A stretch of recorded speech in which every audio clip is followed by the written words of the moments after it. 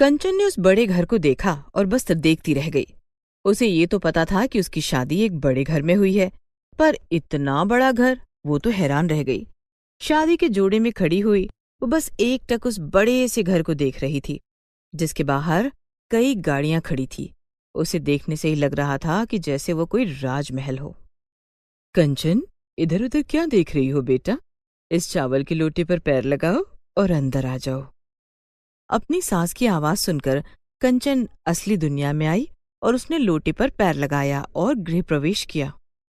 कंचन बेटा, आज से ये तुम्हारा घर है। यहाँ तुम्हें किसी भी प्रकार की कोई दिक्कत नहीं होगी। जी बाबूजी, मैं भी आपको कोई शिकायत का मौका नहीं दूंगी। कंचन की शादी प्रभाकर से हुई थी। रंजीत सिंह और प्रभाकर दोनों मिलकर अपने बड़े से बिजनेस को संभाल रहे थे। कंचन एक बेहद ही गरीब घर की लड़की थी। उसकी माँ जया लोगों के घरों में बर्तन मांजने का काम किया करती थी। उधर जया बहुत खुश थी कि उनकी बेटी एक बड़े से घर में ब्याही गई है। जया रंजीत सिंह के एक दोस्त के घर में बर्तन मांजने का काम करती थी। रंजीत सिंह की एक दिन कंचन पर नजर पड़ती है और वो अपने बेटे के लिए उसे पसंद कर लेता है। कंचन बहुत ही सुंदर और सुशील थी। उस दिन रंजीत सिंह के दोस्त के यहाँ एक बहुत बड़ा फंक्शन था, जहाँ कंचन अपनी माँ का हाथ बटा रही थी। उसे इस तरह अपनी माँ के साथ काम करता हुआ देखकर रंजीत को वो अपने बेटे के लिए बेहद पसंद आ गई थी। फिर एक दिन वो जया के पास गया। उस समय कंचन घर पर नहीं थी। देखो बहन जी, आपको मैंने सब कुछ बता दिया। मेरा बेटा बड़ा ही काबिल है। तुम चाहो तो उसे देख भी सकती हो। मैं बस गरीब घर की लड़की इसलिए लेकर जाना चाहता हूँ क्योंकि मैं जानता हूँ कि वो घर को संभाल लेगी। आह, ये तो आप जैसे बड़े लोगों की मेहरबानी है, वरना कौन गरीब घर की लड़की को अपने इतने बड़े घर की बहू बनाता है। पर बहन जी, बस आपसे एक प्रार्थना है। शादी के बाद आप कंचन से रिश्ता नहीं रखेंगी। ये सुनकर जया को जोरदार झटका लगता है। अरे, ये आप क्या कह रहे हैं? कंचन मेरी इकलौती लड़की है। मुझे पता है आपको बुरा लगा होगा, लेकिन बहन जी, मैं बस आपसे ये कहना चाहता हूँ कि शादी के बाद कंचन को वो घर देखना है। अपने रिश्तेदारों को मैं नहीं चाहता कि पता चले कि वो इतने गरीब घर से आई है। आप बिल्कुल भी चिंता मत कीजिए, मैं आपका भी ध्यान रखूंगा। आपके लिए अच्छी जगह घर ले दूंगा और किसी चीज की कमी नहीं होने दूंगा। नहीं नहीं, इसकी जरूरत नहीं है। जिंदगी के साल ही कितने बचे हैं। अगर मेरी बेटी का भविष्य अच्छा हो सकता है तो मुझे कोई आपत्ति नहीं है। कंचन इस बारे में कुछ नहीं जानती थी और कुछ महीने बाद उसकी शादी बड़े ही धूमधाम से हो जाती है और इसी तरह शादी के 6 महीने निकल जाते हैं। सुनो प्रभाकर, 6 महीने हो गए हैं हमारी शादी को। मैं अपनी माँ से मिलने नहीं गई। क्या आप मुझे मेरी माँ की तरफ छोड़ देंगे? देखो कंचन, इस बारे में तो माँ पिताजी से बात करो। कंचन अपने सास ससुर के पास जाकर यही बात दोहराती है। अरे कंचन बिटिया, तुम्हें बुरा ना लगे इसलिए मैंने तुम्हें ये बात नहीं बताई थी। तुम्हारी माँ अब वहां नहीं रहती है। कुछ दिन पहले मैं वहां काम से गया था। तुम्हारे घर पर ताला लगा था। पड़ोसियों से पूछा तो उन्होंने कहा अब वो यहाँ नहीं रहती है। ये आप क्या कह रहे हैं बाबूजी? मेरी माँ वहां से कहाँ जा सकती है? उनका तो कोई और ठौर ठिकाना भी नहीं है। ना ही उनका मायका है और ना ही ससुराल। और आप ये बात मुझे आज बता रहे हैं? आप इतना शांत कैसे रह सकते थे? ये कहकर कंचन रोने लगती है। और प्रभाकर से कहती है कि वो उसे वहां से लेकर जाए। जब तक वो खुद नहीं देख लेगी उसे तसल्ली नहीं होगी। हाँ हाँ प्रभाकर, अगर कंचन बिटिया कह रही है तो तुम इसे ले जाओ। कंचन अपने पति के साथ अपनी माँ के घर जाती है। वहां सचमुच में जया नहीं थी। वो पड़ोस में भी पता करती है। सब कहते हैं कि वो तो तेरी शादी के अगले दिन ही यहाँ से चली गई थी। माँ, माँ ऐसा कैसे कर सकती है प्रभाकर? मेरे सिवा माँ का इस दुनिया में कोई भी नहीं है। मैं कैसे भूल जाऊं? मेरी माँ ने मुझे बचपन से अब तक कैसे पाल पोस कर बड़ा किया है। वो ऐसे कैसे जा सकती है? देखो कंचन, अब कुछ नहीं हो सकता। हम तुम्हारी माँ को ढूंढने की कोशिश करेंगे, लेकिन ये उनका फैसला है। ये भी तो हो सकता है कि वो तीर्थ यात्रा पर निकल गई हो। तीर्थ यात्रा का नाम सुनकर कंचन को थोड़ी शांति पड़ती है, क्योंकि उसकी माँ ने कहा था कि जब तेरी शादी हो जाएगी तो मैं भगवान को धन्यवाद देने जरूर जाऊंगी। हाँ, तो चलो ठीक है। अगर ऐसा हुआ तो माँ वापस जरूर आएंगी। हम 1 महीने बाद फिर आकर यहाँ पता करेंगे। प्रभाकर अच्छी तरह जानता था कि उसकी माँ वहां कभी वापस नहीं आएगी। घर आकर कंचन वापस अपने उस बड़े से घर की दुनिया में खो जाती है।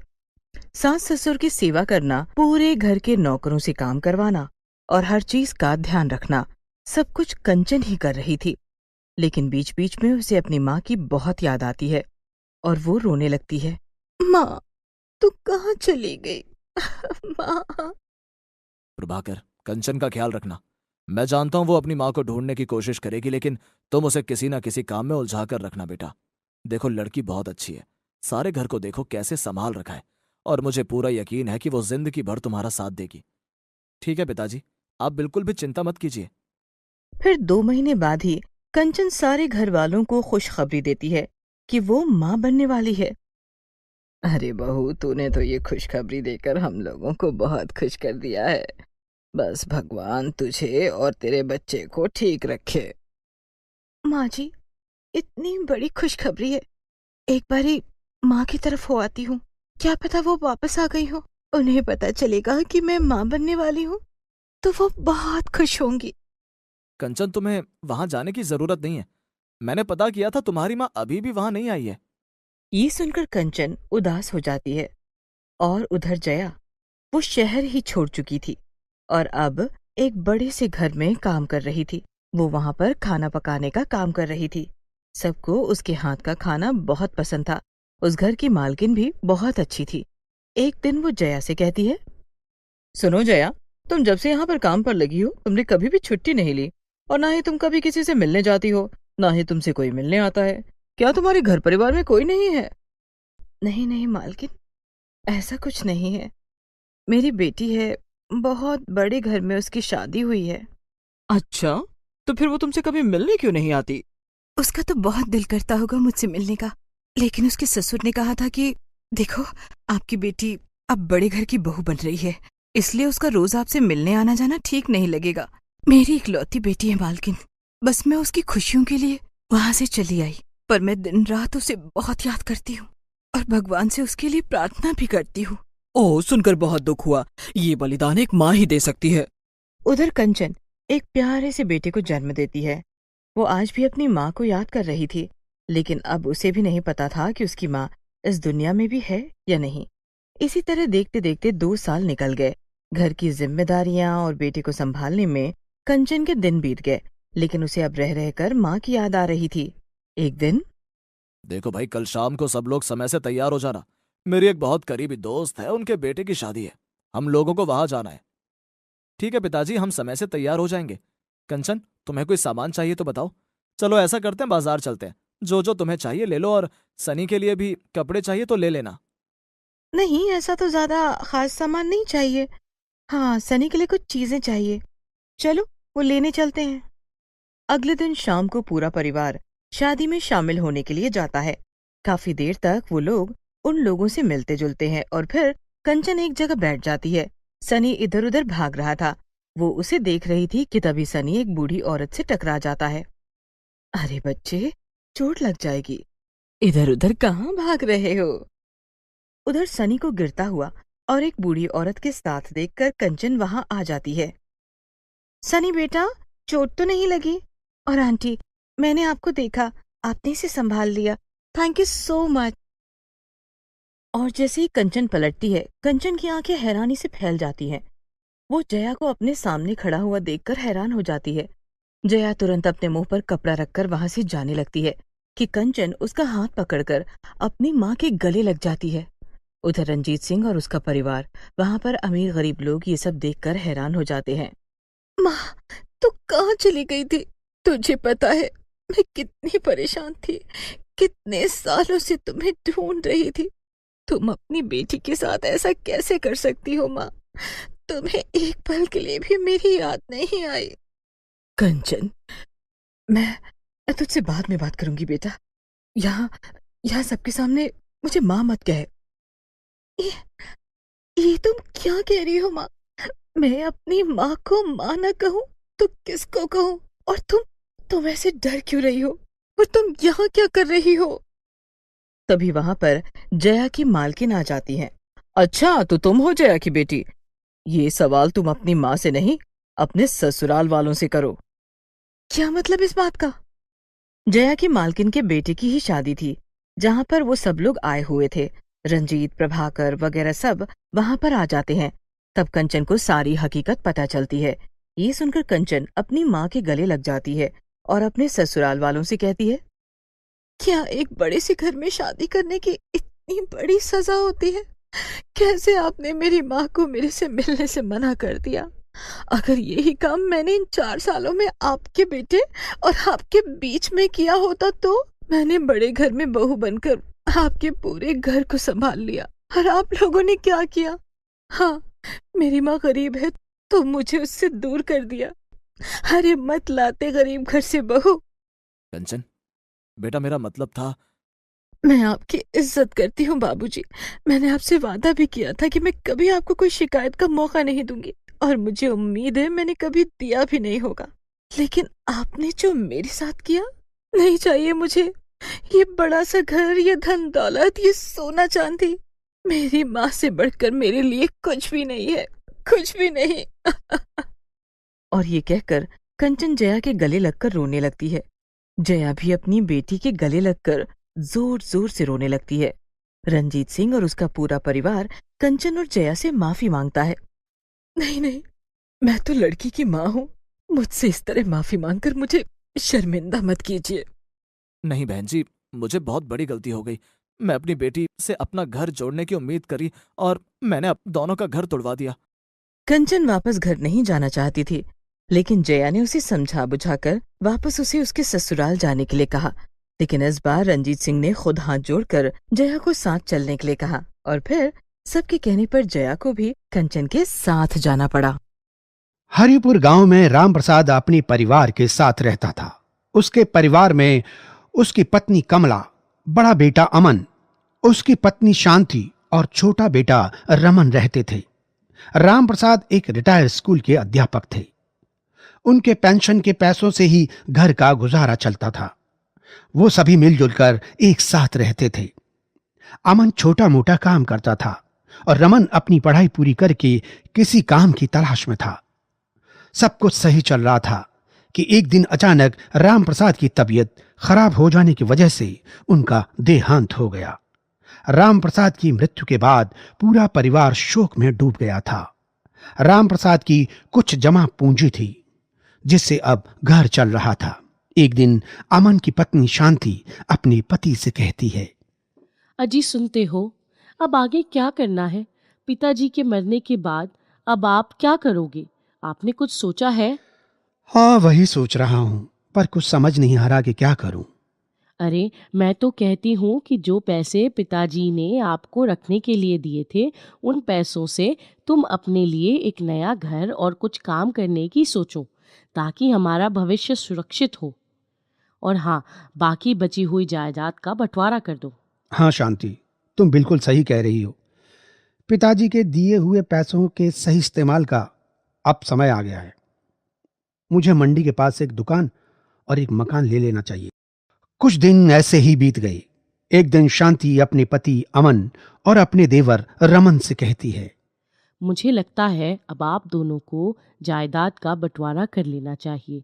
क्यों, ठीक कहा ना मैंने देवर जी? जी भाभी जी, जैसा आप लोगों को ठीक लगे। फिर उसके बाद वो सब लोग एक साथ बैठकर अपने पिता की जायदाद का बंटवारा करने लगते हैं। देखो रमन, मंडी के पास वो जो छोटी जमीन है वो मैं रख लेता हूं, क्योंकि मैं तुम्हारा बड़ा भाई हूं। मैं तुम्हारे लिए इतना तो कर ही सकता हूं।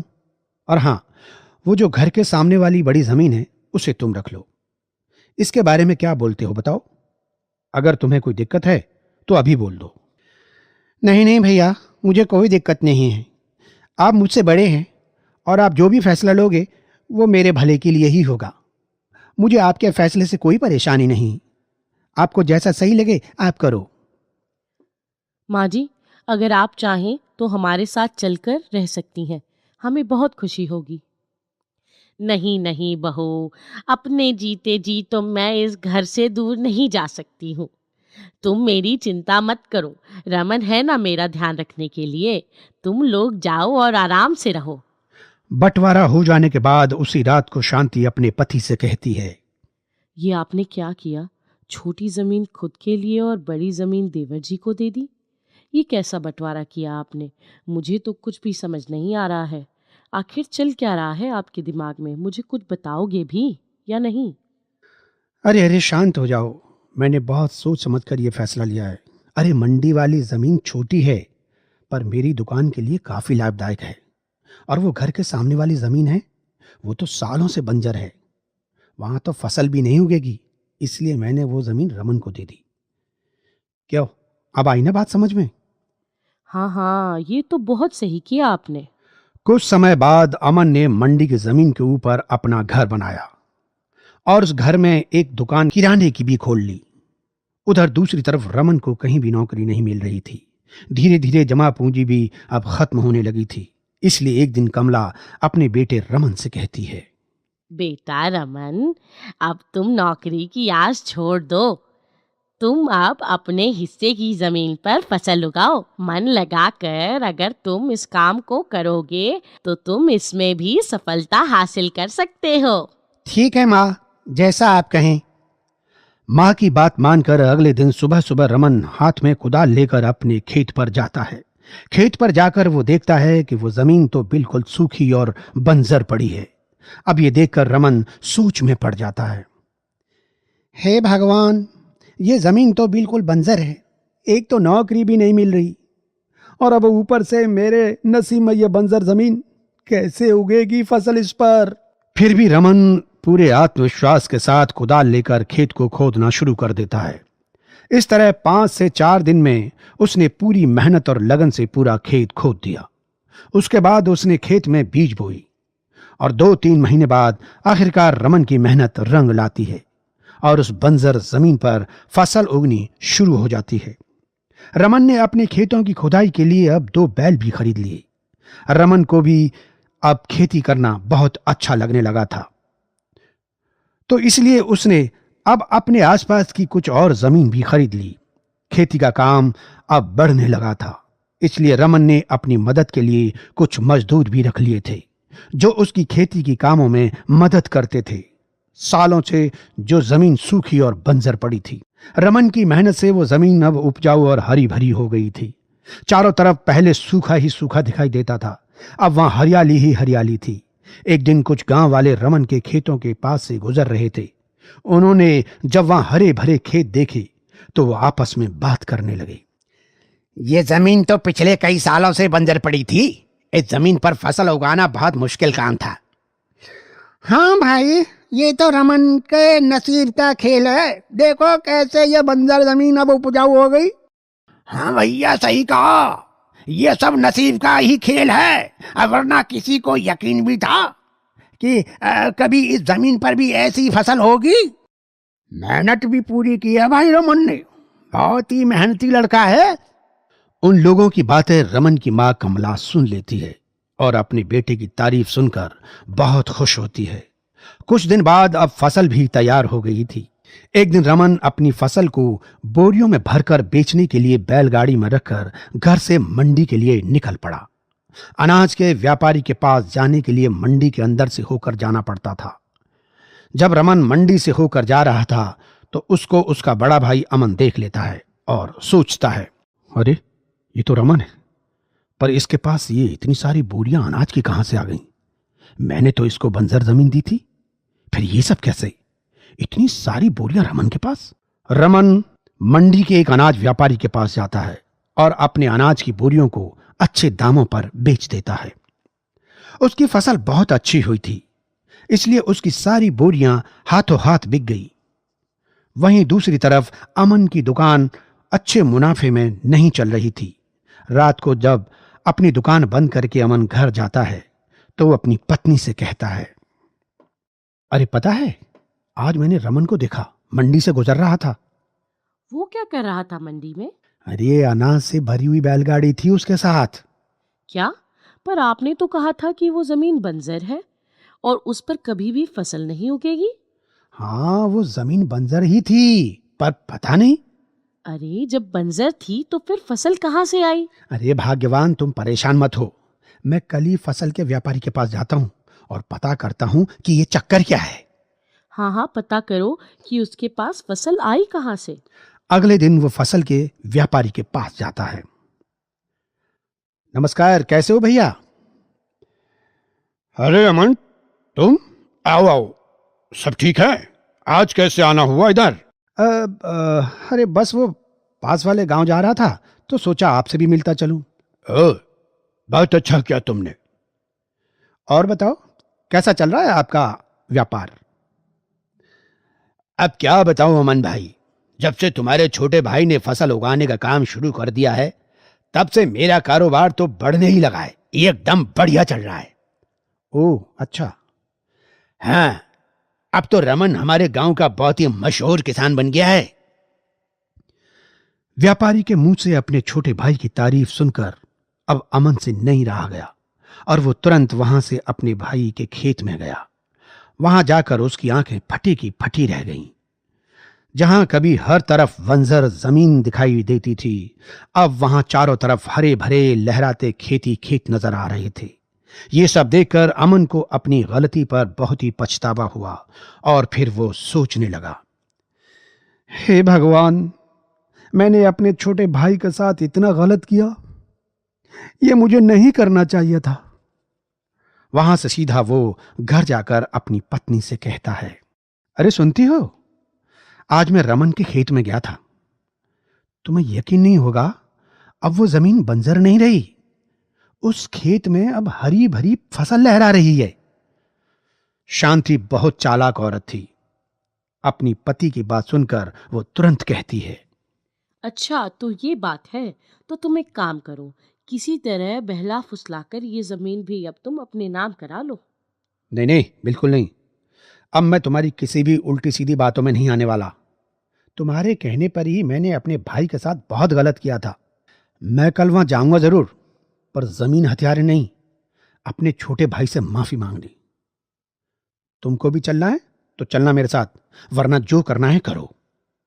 उसके बाद अमन अपना घर और दुकान बेचकर अपने घर वापस आ जाता है और अपने छोटे भाई रमन से कहता है, रमन मेरे भाई, मुझे तुमसे कुछ कहना है। हाँ हाँ हाँ भैया, कहिए ना। अरे भाई, मुझे माफ कर दे। पर भैया, आप माफी क्यों मांग रहे हैं? आपने तो कुछ ऐसा किया ही नहीं। नहीं मेरे भाई, मैंने स्वार्थ में आकर तेरे साथ बहुत गलत किया था। मैंने पिताजी के दिए पैसे और मंडी वाली उपजाऊ जमीन लेकर तेरे साथ धोखा किया था। तुझे मैंने बंटवारे में बंजर जमीन दी थी। मुझे माफ करना मेरे भाई, मैं पैसों के लालच में अंधा हो गया था, पर अब मुझे मेरी गलती का एहसास हो ही गया है, इसलिए मैं अब अपने आप को सुधारना चाहता हूं। मुझे माफ कर दो भाई, मैं अपने किए पर बहुत ही शर्मिंदा हूं।